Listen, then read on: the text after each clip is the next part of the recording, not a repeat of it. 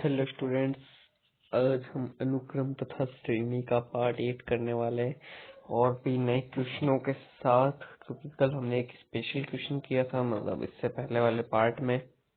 आज कुछ और शानदार शानदार क्वेश्चन करेंगे और क्वेश्चन बहुत ही ज्यादा शानदार होने वाले हैं। तो हमारे पास इधर पहला जो क्वेश्चन है,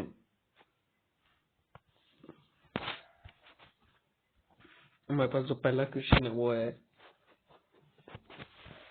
कि किसी जीपी के अनंत पदों का योग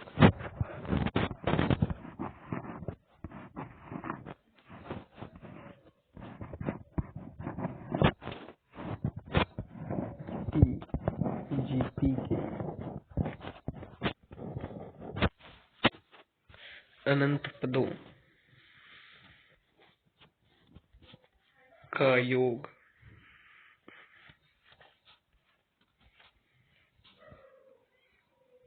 15 है।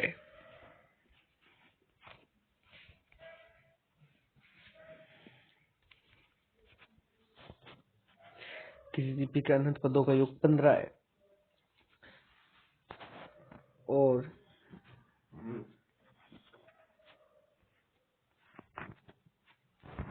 पदों के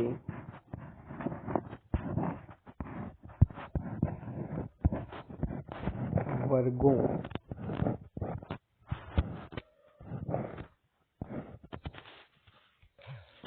वर्गों का योग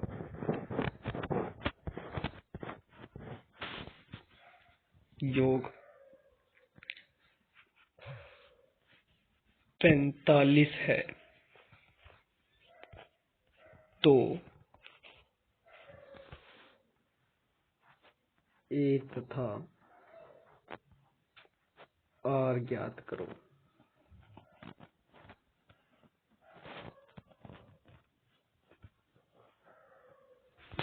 वैसे तो ये क्वेश्चन काफी बड़ा बन सकता था, पर लेकिन मैंने इस क्वेश्चन को काफी ज्यादा छोटा कर दिया और ये क्वेश्चन बहुत ही ज्यादा इम्पोर्टेंट है, इसलिए यहाँ पे आप स्टार मार्क कर लो। तो क्वेश्चन की शुरुआत करते हैं। देखो क्वेश्चन कैसे होगा, ध्यान से समझना। देखो पहले क्वेश्चन बोल क्या रहा है, वो समझो। किसी जीपी के अनंत पदों का योग 15 है, यानी अनंत पदों का योग हमें दे दिया है, पर लेकिन अगर हम उसी जीपी के पदों के वर्गों का योग कर दे तो 45 हो जाएगा। तो ए तथा आर ज्ञात करना है। तो देखो कैसे होगा, ध्यान से समझो। अब कोई जीपी होती है, हम उसको हम कैसे लिखेंगे, देखो ध्यान से, आपको ये पता ही होगा। A plus a r plus a r square plus ये कहाँ तक है, अनंत तक है। ये हमें कितना दे रखा है, 15 दे रखा है। अब देखो, अब आपको अनंत पदों का योग पता ही है क्या होता है, ए अपॉन वन माइनस आर होता है। इसका मतलब क्या हुआ, a/1 minus R equal to 15 होगा। ये समीकरण नंबर 1 आ गई। दूसरा, अब दूसरा में क्या कह रहा है क्वेश्चन में, अगर हम पदों के वर्गों का योग करें तो 45 आएगा। चलो पदों के वर्गों का योग करते हैं, तो हमें 45 लाना है, तो करके देखते हैं। यानी कि a square plus a square are square equal to, sorry, plus a square r 4 plus अनंत तक ये कितना है, 45।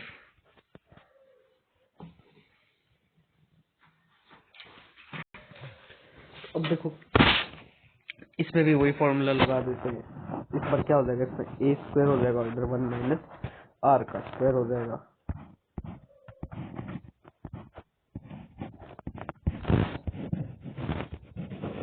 ये समीकरण नंबर 2 हो गई। अब देखो समीकरण नंबर 2 आ गई। तो अब देखो ये समीकरण नंबर 2 अभी पूरी कंप्लीट नहीं हुई। अभी इससे आप क्या लिख सकते हो, देखो ऊपर तो ए स्क्वायर ठीक है, चल रहा है।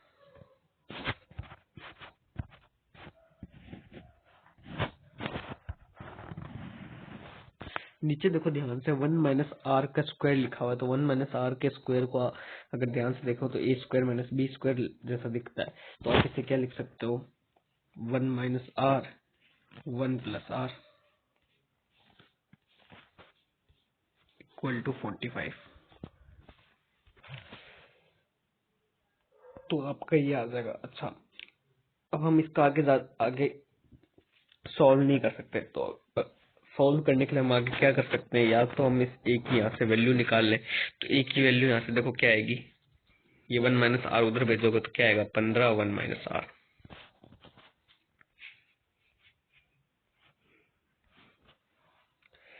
अब यहाँ इस ए की वैल्यू को अगर मैं यहाँ पे पुट करूंगा तो हम इस क्वेश्चन को आगे सॉल्व कर पाएंगे। तो ए की वैल्यू वहां पे पुट करने पे देखो क्या आएगा, 15 1 माइनस आर का होल स्क्वायर अपॉन में 1 minus R 1 plus R equal to 45। 15 का स्क्वायर कितना होता है, 225,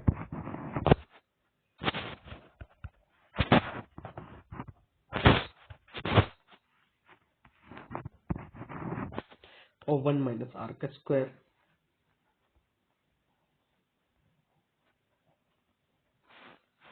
अपॉन में 1 minus R 1 plus R equal to 45। देखो इस 45 से ये चला जाएगा आपका 5 बार, और 1 माइनस आर से ये चला जाएगा स्क्वायर। अब देखो इधर आंसर क्या बचा, 5 1 minus R 1 plus R equal to 1। अब उसके बाद आप क्या कर सकते हो, 5 1 minus R equal to 1 plus R.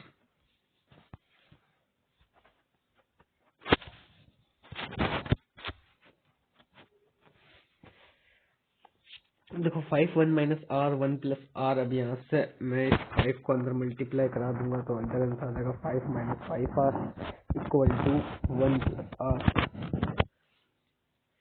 यहाँ से अगर आप पक्षांतरण और करोगे तो ये आ जाएगा 4, और यहाँ से आ जाएगा ये 6 आर। तो यहाँ से आर की वैल्यू कितनी हो जाएगी, 2/3।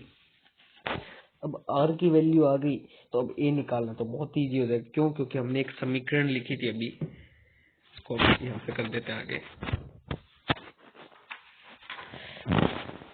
हमने एक समीकरण लिखी थी क्या, कि ए इक्वल टू 15 1 माइनस आर। तो अब यहाँ से ए का मान आ जाएगा, देखो 15 1 माइनस 2/3।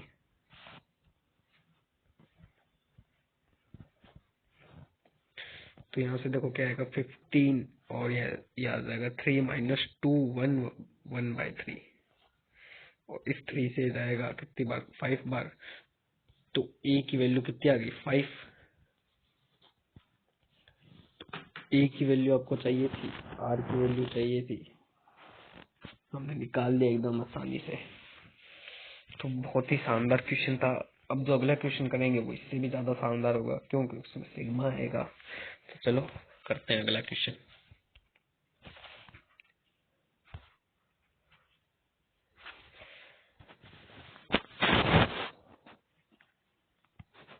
तो अगला क्वेश्चन क्या कह रहा है, यदि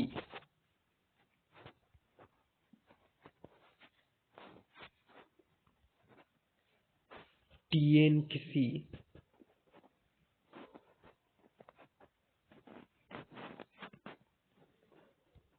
जीपी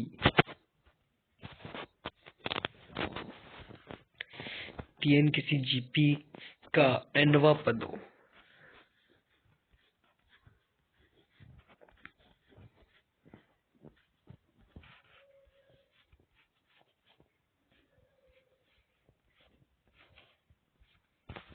nवा पद हो तथा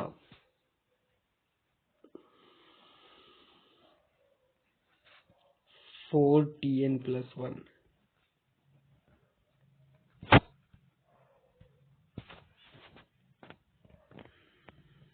4Tn+1 इक्वल टू Tn हो, Tn हो वह T5 इक्वल टू 1/2560 है, तो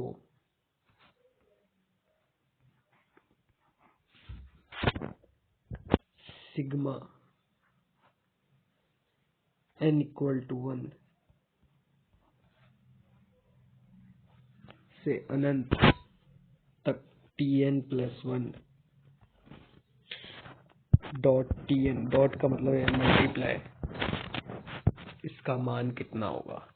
तो बहुत ही ज्यादा शानदार क्वेश्चन, आज की क्लास में क्वेश्चन काफी ज्यादा शानदार लिए, तो इसलिए ध्यान से समझना, आज की क्लास काफी ज्यादा इम्पोर्टेंट है।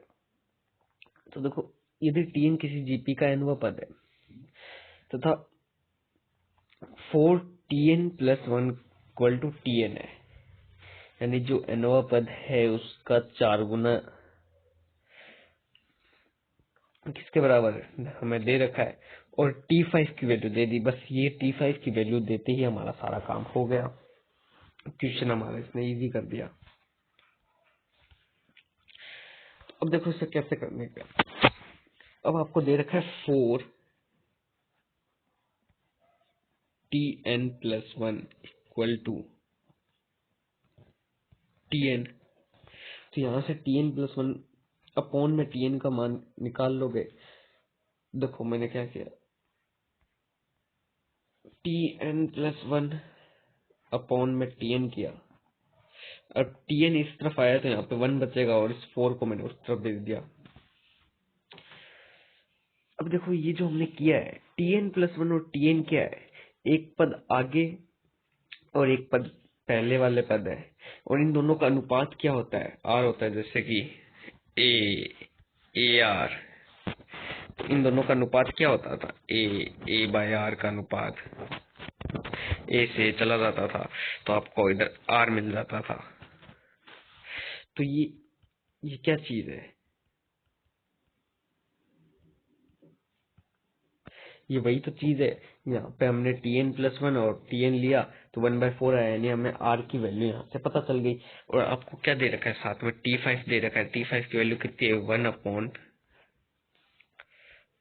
1/2560, ये आपको वैल्यू दे रखी है।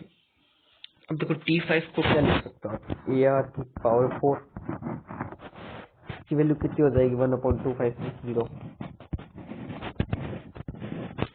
R की वैल्यू आपको पता है, तो R की वैल्यू यहाँ पे रख दो। तो R की वैल्यू मैं यहाँ पे रखूंगा तो क्या आ जाएगा, 1/4 की पावर 4 अपॉन में 1/2560।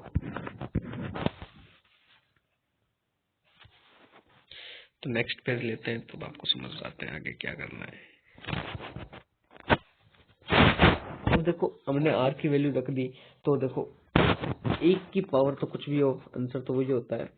नीचे 4 था, 4 की पावर 4 करेंगे तो क्या आ जाएगा, 256, और वहां पे क्या चल रहा है, 1/2560। ये दोनों आपस में कट हो जाएगा, तो यानी A की वैल्यू क्या आएगी, 1/10। A की वैल्यू आपको पता चल गई, R की वैल्यू पता चल गई। अब जो आपको क्वेश्चन में बोल रखा है, जो डिमांड कर रखी है उसकी बात करते हैं। आपको क्या पूछा है, सिग्मा R इक्वल टू 1 से अनंत तक Tn+1 मल्टीप्लाई बाय Tn की वैल्यू हमें बतानी है। देखो Tn+1 की वैल्यू Tn/4 हम लिख सकते हैं, क्यों, क्योंकि देखो जो आपकी पहली वाली समीकरण थी जो हमने यहाँ पे बनाई थी, ये जो आपकी इक्वेशन थी, अगर इस इक्वेशन को हम ऐसे भी तो लिख सकते हैं, Tn+1 इक्वल टू Tn/4, कोई दिक्कत नहीं। क्यों, मैंने इस जो दूसरी इक्वेशन बनाई उसमें क्या कर दिया, Tn को इस तरफ भेज दिया, 4 को इस तरफ भेज दिया। अगर मैं ऐसा नहीं करता तो हमारी ये वाली इक्वेशन तो बनी जाती। तो वही चीज हमें यहाँ से, हमें Tn+1 की वैल्यू मिल गई, तो इस वैल्यू को मैं यहाँ पे रख देता हूँ। तो अगर मैं इस वैल्यू को यहाँ पे रखूंगा तो आंसर क्या आएगा,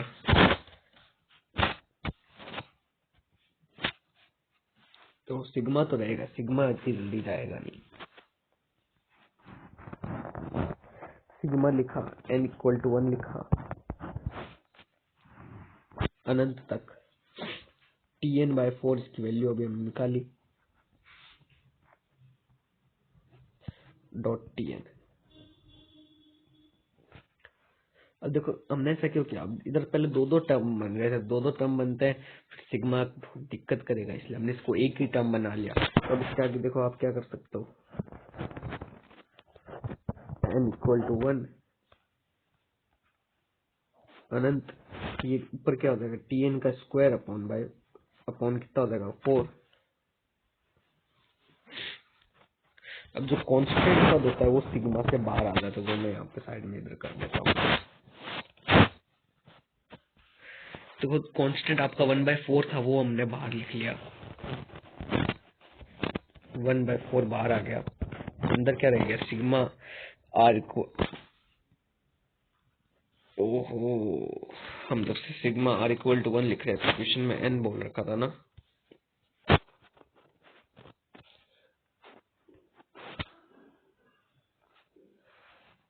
यहाँ पे इसको सही कर देते हैं।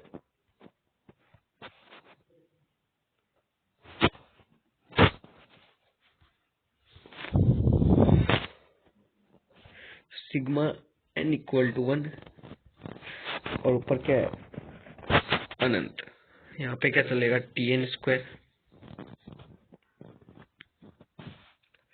अब देखो 1/4 आपका तो चल ही रहा है, सिग्मा का मतलब क्या होता है, वो आप लगातार उसको जोड़ते रहोगे। अब कहाँ से कहाँ तक, n इक्वल 1 से लेकर अनंत तक आप जोड़ोगे, तो यानी कि आप इसे क्या लिख सकते हो, T1 का स्क्वायर प्लस T2 का स्क्वायर प्लस T3 का स्क्वायर प्लस ये ऐसे चलता रहेगा, अनंत तक जाएगा। अब आपको पता है T1 यानी कि फर्स्ट पद है, फर्स्ट पद को आप क्या लिख सकते हो, a लिखते हैं, तो हम इधर क्या लिख सकते हैं, a का square plus a square are square plus a square R4 plus ये अनंत तक चलेगा। अब वही अनंत वाला फॉर्मूला लगा दो, तो अनंत वाला फॉर्मूला लगाओगे तो इधर क्या आएगा, a स्क्वायर अपॉन में 1 माइनस आर का स्क्वायर,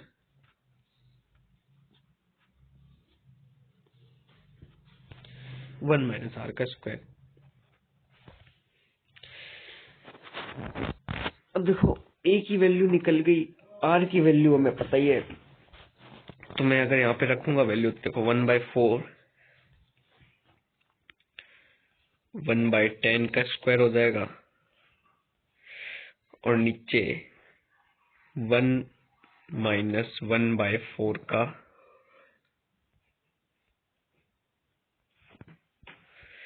स्क्वायर। देखो इसके आगे यहाँ पे करते हैं साइड में, 1/4 आपका चल ही रहा है, ऊपर क्या हो जाएगा 1/100 और नीचे देखो 16 आएगा, 16 में से 1 चल जाएगा तो 15/16 हो जाएगा ना, 15/16।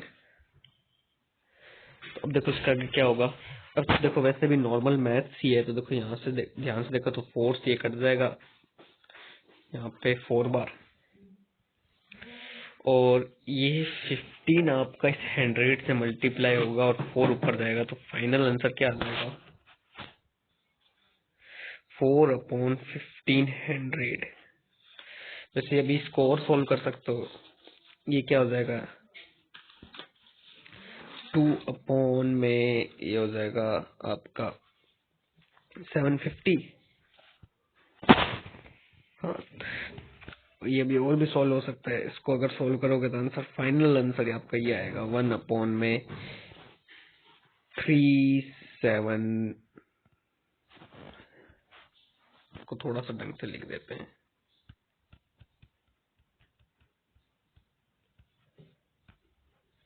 इसको यहाँ पे लिखेंगे, देखो 2/750 और यहाँ से आंसर क्या आ जाएगा 1/375।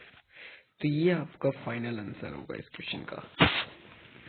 जो इस क्वेश्चन में बोली थी बात, ये क्वेश्चन बहुत ही ज्यादा शानदार हो जाता है। तो अब बढ़ते हैं आगे की बातों पर। अगर आपको यदि इन दो क्वेश्चनों में कोई भी डाउट हुआ होगा तो आप वीडियो को दोबारा पीछे करके देख लेना, आपके डाउट क्लियर हो जाएंगे। अब जो हम टॉपिक करने वाले हैं वो बहुत ज्यादा इंपॉर्टेंट है। जैसे हमने एपी में किया था एपी के गुणधर्म, वैसे जीपी में करेंगे जीपी के गुणधर्म। तो इस चीज को ध्यान से समझ लेना।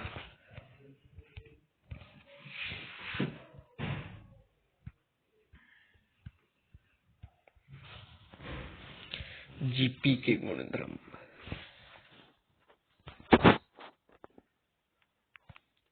जीपी के गुणधर्म।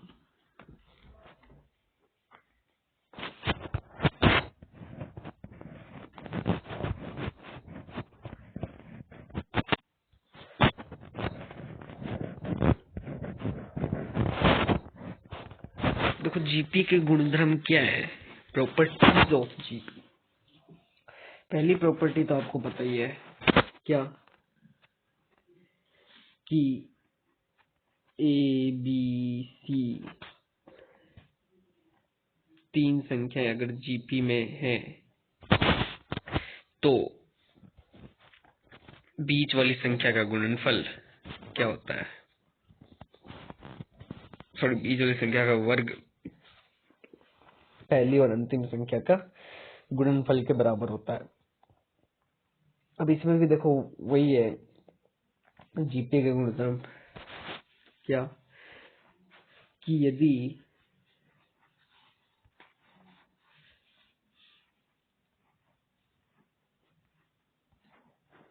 ए B C belongs to GP,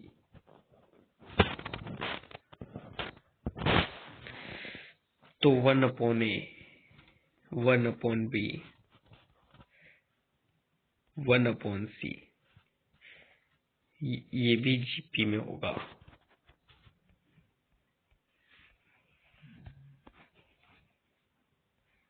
ये भी जीपी में होगा। तीसरा, अगर कोई कांस्टेंट से गुणा करवाई जाए, यानी कि हमने के से गुणा करा दी, तो ये भी जीपी में होगा। के ए, के बी, के सी, ये भी क्या होगा जीपी में होगा। और इसी कांस्टेंट की हमने अगर डिवाइड करवा दी तो वो भी हमारे जीपी में होगा। पर लेकिन इसमें एक चौथी प्रॉपर्टी आप ये ध्यान रखना कि अगर इस कांस्टेंट का अगर हम ऊपर घात में डाल दें, यानी अगर हम इसको कुछ इस प्रकार से लिखें ए के, बी के, सी के, तो ये भी जीपी में होगा। फोर्थ बात क्या कहती है, वही डिवाइड वाली, कि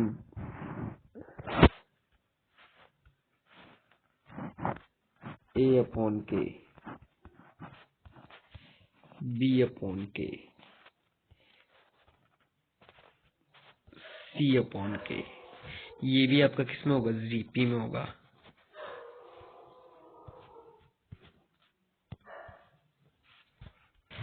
तो आज के लिए इतना ही। नेक्स्ट पार्ट में हम बहुत इंपॉर्टेंट टॉपिक करेंगे, समांतर माध्य और गुणोत्तर माध्य में संबंध। तो आज के लिए बस इतना ही, फिर मिलेंगे हम नेक्स्ट पार्ट में। Thank you.